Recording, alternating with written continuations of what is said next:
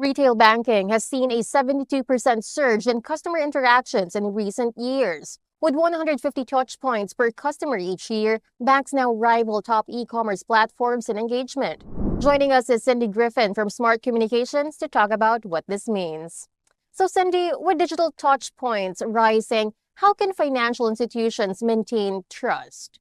This is a great question. Trust is the foundation of the industry, but our 2025 Customer Experience Benchmark Report shows it slipping.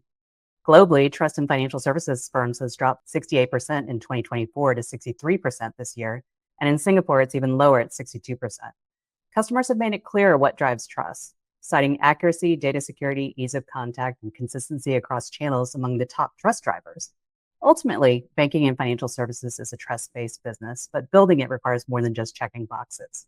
To regain and maintain trust, financial institutions need to focus on delivering clear, consistent, and secure communications at every touch point. Security and compliance are also part of banks and financial services priorities. But how can tech boost engagement without sacrificing these two factors?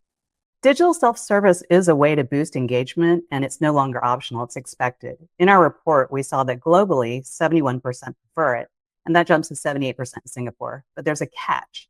More than half will abandon a digital form if it's too hard to complete, and Singaporeans are even more likely to do so.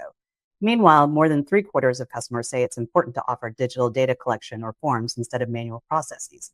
In Singapore, that bar is even higher, with 84% citing its importance. Clearly, customers are embracing digital self-service, but financial institutions can't stop at convenience. Customer needs to know their information is safe and handled responsibly. Of course, that means you have to have secure, compliant digital experiences designed not only to be easy to use, but also to meet the high standards for privacy and regulatory protection. By using guided digital forms and data collection portals that incorporate built-in rules, identity verification, and audit trails, financial institutions can engage customers while maintaining control and visibility over the entire process. It's combining that convenience factor to boost engagement with security and compliance. Just for better understanding on this, as fraud evolves, how does transparent communication protect both customers and brand credibility? Transparency is a competitive differentiator for financial institutions and can absolutely increase brand credibility. When financial institutions go above and beyond in how they collect and handle data, 64% of customers are likely to remain loyal, while more than half would recommend the company. In today's environment, where fraud is becoming much more sophisticated, customers are looking to their financial institutions not just for protection, but for a proactive partnership. When communication is clear, timely, and direct, especially around sensitive events like fraud, alerts, or unusual activity, it gives customers a sense of control and reduces anxiety. It also shows the financial institution is taking their safety seriously. The more open and responsive a firm is in moments that matter, the more credible and trustworthy it becomes. That transparency and communication not only protects customers, it reinforces the firm's reputation as a responsible, customer-first organization.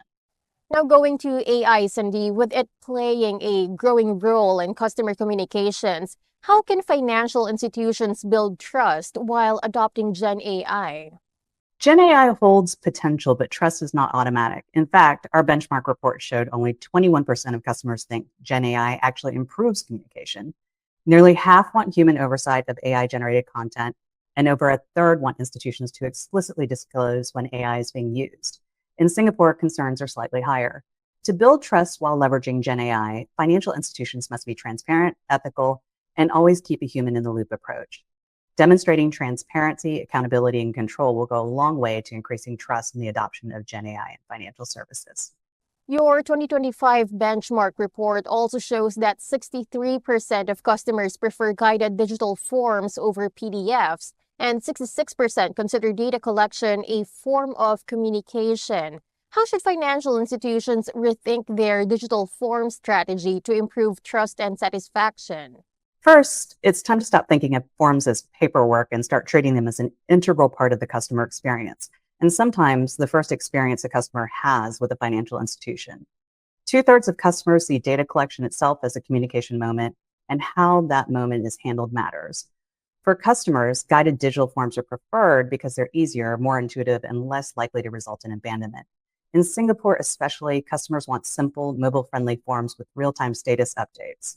By reimagining forms as trust-building touchpoints, financial institutions can improve satisfaction and increase customer engagement while also increasing completion rates and reducing back office inefficiency, resulting in a win for customers and firms alike.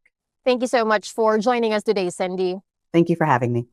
Once again, that was Cindy Griffin, Financial Services Vertical Marketing Specialist at Smart Communications. For more news, visit asianbankingandfinance.net.